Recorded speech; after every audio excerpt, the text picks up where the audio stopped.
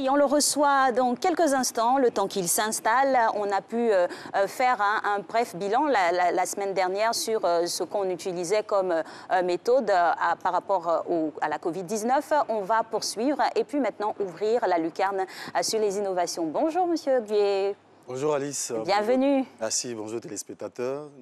Exactement. Alors, on parle de ces nouveautés et tendances digitales pour 2021. Mais on va essayer de faire un petit bilan parce que c'est la dernière de cette année. On se reverra en 2021, la semaine prochaine. Donc, le petit bilan au niveau du digital pour cette année 2020. Alors, le digital, en termes de bilan, a été marqué par la digitalisation côté Covid. La Covid qui a permis aux entreprises, aux personnes d'utiliser au maximum le digital. Donc, ça a été le télétravail pour les entreprises et les personnels. Ça a été pour les structures, donc le retail, les entreprises de vente en ligne. Ça a été donc l'utilisation des fonctionnalités publicitaires. Donc, globalement, en termes de bilan, c'est deux choses à retenir. Télétravail pour les entreprises et vente en ligne au maximum pour, on va dire, les petits commerces et autres usagers. Et de l'analyse de ce bilan-là, on peut le dire qu'il est positif ou il est négatif? Il est positif parce que ça, comme le disait le PDG de Microsoft, nous gagnons 2 ans. Nous gagnons 2 ans en termes d'avancées technologiques. Donc en un an, on a eu 2 ans de ce qu'on aurait pu faire en 2-5 ans. Donc je pense que c'est une avancée, c'est un bon point globalement pour l'économie ivoirienne et pour la population ivoirienne. Et justement, vous parlez d'économie ivoirienne, hein, c'est circonscrit sur le territoire ivoirien. Ma question était de savoir le taux de déploiement au niveau de ces innovations, donc de ces outils qu'on a pu vulgariser pendant la Covid. Comment il se fait sur tout le, on va dire tout le globe, hein? Alors, il est encore faible, hein. Il ne faut pas se penser qu'on a... il y a un gap, hein? Il y a un gap. Il y a beaucoup de mages. Rien que quand vous prenez le côté réseaux sociaux, vous avez 5 millions d'utilisateurs en Côte d'Ivoire. Nous sommes 25 millions en Côte d'Ivoire. Donc, le taux est encore très faible. Maintenant, en termes d'outils dans nos entreprises, les outils sont encore, on va dire, de la 3e génération.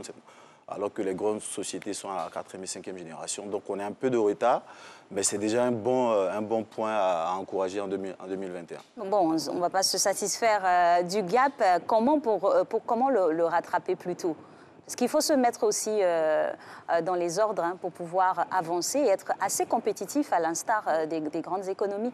Donc comment rattraper le gap? C'est les formations, il faut se former, donc la montée en compétence on va dire globalement de tout le personnel pour les entreprises.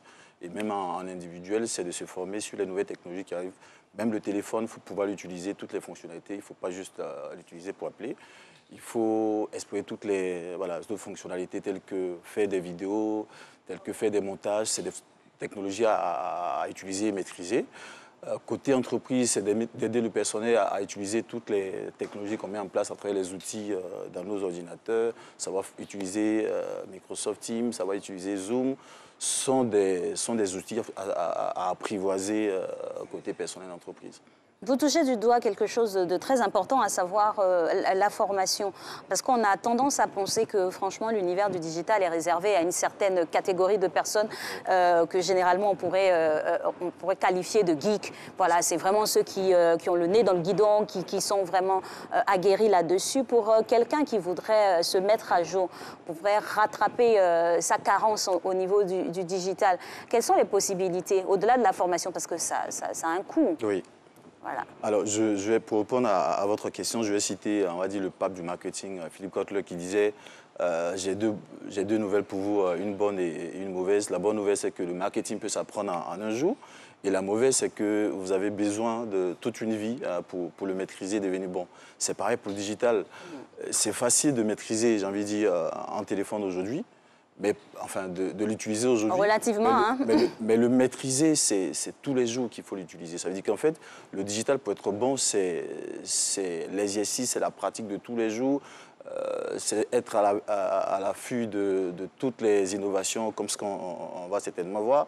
C'est de voir, par exemple, qu'aujourd'hui, il y a eu une mise à jour sur l'iOS qui fait que je peux refuser d'avoir une publicité sur mon téléphone.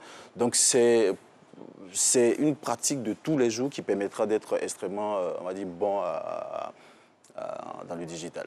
Il faut réorganiser sa pratique hein, déjà avec le premier canal qui est le téléphone, oui, où il y a assez de fonctionnalités. Donc, pour des personnes qui ne font que « Allô, oui, c'est qui ?» on raccroche. Ça, oui. Il faut bannir ce comportement là, en 2021. Il faut penser déjà digital. Tout ce que vous faites dans la vie de tous les jours, c'est de se demander est-ce que je peux le faire de façon digitale, c'est-à-dire sans me déplacer. Je prends l'exemple simplement d'aller emprunter un taxi. Plutôt que de descendre au bas de votre immeuble et aller le véhicule au pas de la route, vous utilisez des applications qui existent. Prenez votre téléphone, vous téléchargez l'application et puis vous rentrez votre destination et il y a des services, pour ne pas faire de la publicité, oui, des services donc, de transport qui existent, donc, qui sont en ligne. Donc avec ces applications-là, vous pouvez vous transporter. Donc l'idée, c'est de, tout ce que vous faites tous les jours, c'est de penser est-ce que je peux le faire avec un outil digital.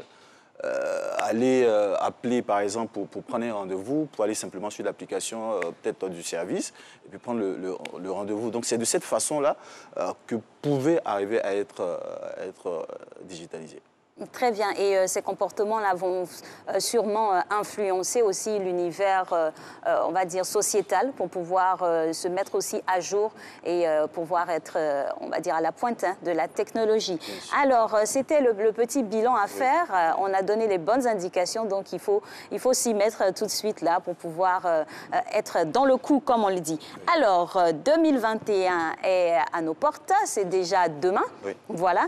Et donc, comment fait-on pour ne pas être has-been en 2021 en étant à la fermeture de 2020? Exactement, pour ne pas être has-been, c'est être au fait de l'actualité sur les réseaux sociaux. Oui. Donc quand je parle d'actualité, je parle déjà de fonctionnalités, de nouvelles fonctionnalités qui s'ajoutent.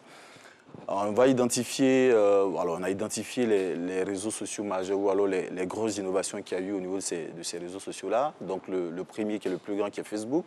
On a identifié 3 grosses innovations. La première, c'est, on va dire, la loi, donc la mise à jour d'Apple, qui va, vous pouvez voir, qui va avec la complicité de Jacques Roux, donc on a ça. La nouvelle politique Apple. Alors, la petite histoire, Apple a annoncé en juin, donc depuis le 16 septembre, je crois, 2020, une mise à jour sur tous les appareils Apple.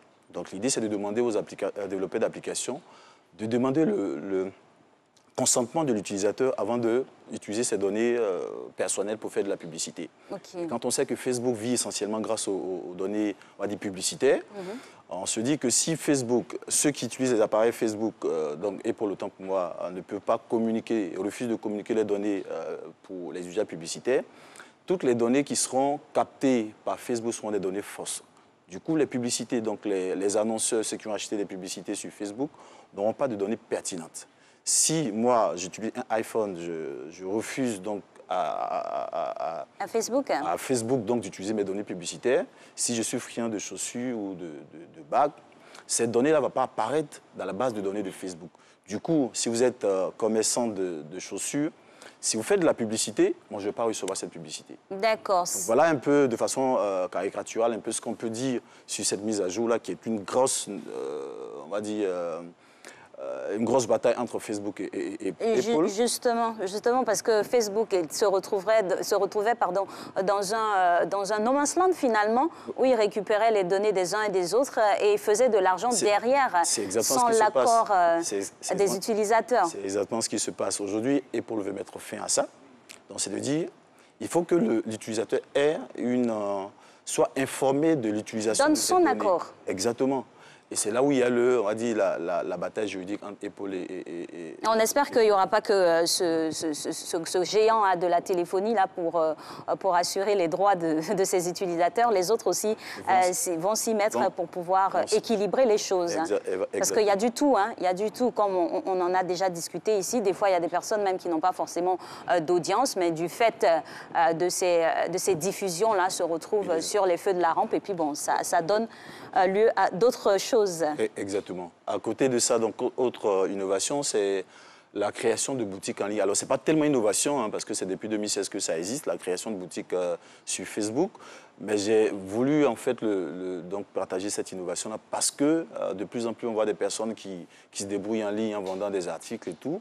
Mais la fonctionnalité boutique n'est pas utilisée. C'est juste des photos que les personnes utilisent et qui partagent et sponsorisent. sans savoir qu'en fait Facebook met en fait à la disposition de ces personnes-là la fonction boutique. Donc, et les incidences de la fonction boutique, par exemple, sur le commerce. Justement, ça vous permet donc de créer des catégories. Donc, si Alice est tenancière peut-être d'une boutique physique, donc où il y a les robes, où il y a les, on va dire... Oui, oui, ça arrive bientôt, ne vous inquiétez pas. Exactement, où il y a des robes, où il y a des chaussures, où il y a des montres et tout. Elle peut donc créer les différentes catégories au niveau de cette boutique-là. Elle peut mettre les couleurs, elle peut mettre les variantes, donc les variantes, mettre les descriptifs par exemple, elle peut mettre les prix pour chaque article. Et ce qui est bien, c'est qu'il y a une autre fonction qu'on appelle la fonction mise en avant. Donc il permet donc à l'administrateur de cette boutique-là de faire de la publicité directement de ces articles. Et en termes de ce qu'on appelle, en termes d'affichage, il est plus beau à voir. Et vous savez que dans le domaine donc, des achats, plus c'est beau à voir, plus ça attire le regard de... D'accord, parce que j'allais demander la différence, hein, parce que ce qu'on a tendance à voir, c'est taille et prix sous chaque article. Exactement. Et ça, justement, c'est la preuve que la fonction boutique Facebook n'a pas été utilisée. Si ça avait été utilisé, ils auraient eu des cases bien plus précises en fait, qui permettraient en fait En fait, il y a une fiche de renseignement déjà intégrée. Formulaire, exactement, qui est déjà intégrée dedans. Ensuite, dernière on va dire innovation côté Facebook, c'est la formation certification, donc pour les personnes comme moi, les experts en publicité. Ah, vous voyez, on finit par se rejoindre. Ça devient pour une certaine catégorie d'élite. Exactement. Donc, Facebook permet en fait aux personnes de pouvoir avoir des certifs pour mieux maîtriser son écosystème à travers donc des formations certifiantes. Donc, la dernière qui est sortie, c'est la certification pour les gestionnaire de communauté. Donc ça vous permet en gros en quelques mois de maîtriser comment créer une communauté, comment mettre en place des stratégies gagnantes et lancer sa communauté.